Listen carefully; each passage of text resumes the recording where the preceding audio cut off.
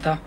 हमारे अंदर घर में अंडरस्टैंडिंग छोटी मोटी होती रहती हैं, आप लोगों को पता है। तो जो मसला हुआ था वो कोई ख़ास नहीं था। निम्रा अपने माँ बाप के पास जाना चाह रही थी, उसको रिकवर करवाया, जज के सामने पेश किया। तो जज साहब के सामने उसने कहा था कि मुझे ना माँ बाप इस शौहर के साथ जाना है। तो हमने कहा था नहीं आप ऐसा करो, जज साहब को कहा था कि इसे माँ बाप के पास भेजो, क्योंकि इसके माँ बाप यहाँ पे नहीं थे उस टाइम। तो जज साहब ने इसको परसों हमारी दरख्वास्त पे इसको दारुल-अमान भेजा था ताकि इसके माँ बाप यहाँ पे पहुँच जाए।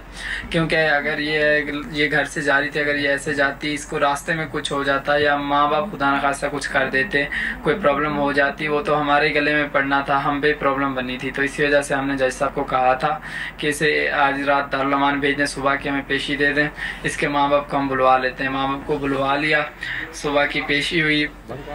तो जज साहब ने हमारी दरख्वास्त पे निम्रा को एक रात दारुल-अमान भेजा था, और दारुल-अमान से सुबह जब पेश हुए हमने निम्रा से कहा था कि आप माँ बाप के पास चली जाओ। हमारी दरख्वास्त पे जज साहब ने उसे माँ बाप के पास भेजा। और जो तशद्दुद वाली बात है या और लोग फजूल बातें कर रहे हैं बीच में, ये तो वकीलों का वो होता है कि वहाँ पे कुछ ना कुछ लिखना होता है, लगानी होती है, फिर कोई वजह बनानी पड़ती है इनको। बाकी निम्रा के भी जो मीडिया पे बयान थे वो यही थे कि हमारे दरमियान कुछ नहीं हुआ है, बस वो सिंपल अपने माँ बाप के पास जा रही है। क्योंकि ऐसे अगर मिलते ऐसे सिंपल जैसे जा रही थी बग़ैर बताए, ऐसे कोई मसला बन जाता, वो हमारे लिए मसला होता, क्योंकि ये हमारी जिम्मेवारी थी। तो हमने जज साहब के थ्रू पेश करके माँ बाप के हवाले किए ताकि मिलने ईजी हो जाए और रिलैक्स हो जाए। बाकी बहुत से लोग फजूल बातें कर रहे हैं, फजूल कमेंट कर रहे हैं, कोई डिवोर्स वगैरह अभी नहीं हुई है, ये गलत बातें लोग फैला रहे हैं, गलत बातें कर रहे हैं, और कोई तशद्दुद वाला मामला नहीं है, ये भी लोग गलत फैला रहे हैं। ये हुआ था, निम्रा से एक छोटी सी गलती हुई थी और उसी की वजह से हमने उसे माँ बाप के हवाले किया ताकि मिल ले, ईजी हो जाए, रिलैक्स हो जाए। बाकी उसके बाद आगे जो भी अपडेट होगी मैं आप लोगों को करता रहूँगा। आप अगर चाहें तो मेरा अपना चैनल भी है शाहरुख निम्रा ऑफिशियल, आप वहाँ पे जाके कुछ भी पूछ सकते हैं, मैं उस पर वीडियो भी बनाता हूँ और कमेंट्स का रिप्लाई भी देता हूँ मैं।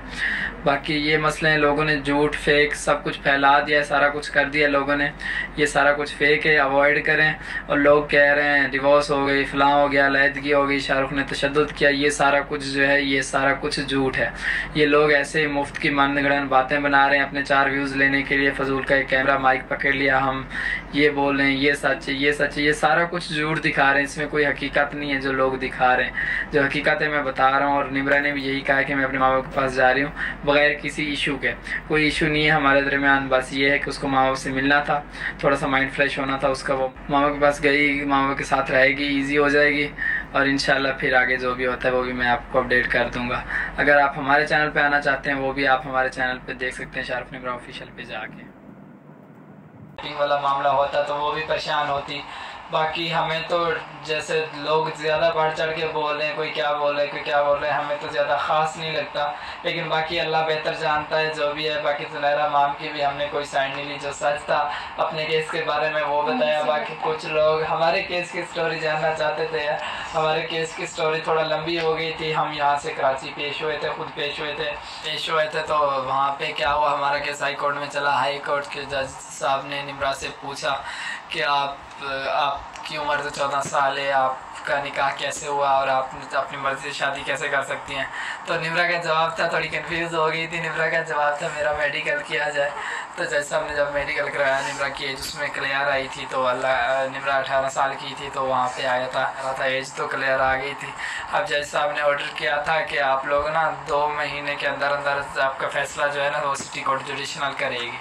तो जैसे ही हम वहाँ से वापस आए अगले दिन ही वो जुडिशनल की हड़ताल हो गई। वहाँ पे कोई उनकी आपस में मामला थे, उनमें हड़ताल थी, वो भी कोई हफ्ता 2 हफ्ते चली। हमारा केस इतना लंबा, मतलब इतने दिन लंबे हो गए, हम लेट हो गए थे।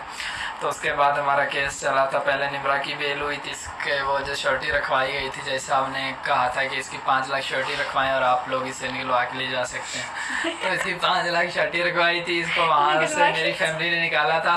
मैं तो तब नहीं था, मेरी फैमिली ने निकाला था, और कुछ दिन बाद मैं थाने में था। तो कुछ दिन बाद जो हुआ वो मेरी भी बेल ऑर्डर हो गया। उसके अगले तो एक पेशी लगी हमारी, एक सुनवाई में, उसमें कुछ नहीं हुआ था, चालान वगैरह कोई इशू था। अगली जो पेशी लगी तो उसमें जज साहब ने हमारा केस बिल्कुल ब्री कर दिया था। निमरा के बयान लिए थे 164 के, और उसके बाद हमारा केस बिल्कुल जज साहब ने ख़त्म कर दिया था, हम हो गए थे आज़ाद। और निमरा में बहुत ज़्यादा खुश थी। उस दिन एक वीडियो बनाई थी जल्दी जल्दी में, वो वीडियो भी कंप्लीट नहीं कर पाए खुशी खुशी में, तो इसी वजह से वो वाला व्लॉग भी आता था, इसलिए आज हम डाल दिया था मगर हमने वो, हाँ वो व्लॉग डाल दिया था। और निमरा ने कबूतरों को दाने डाले थे इसी खुशी में। निमरा कैसा लगा था उसे? खुशी, इतनी खुशी, बहुत ज़्यादा खुशी हुई थी। सॉरी रोने वाली शक्ल बना रही थी। मैंने से कहा ओवर एक्टिंग नहीं, तो इसमें रोने वाली शक्ल बना दी। लोग मैंने कहा कमेंट करते हैं यार ओवर एक्टिंग नहीं करती, हमें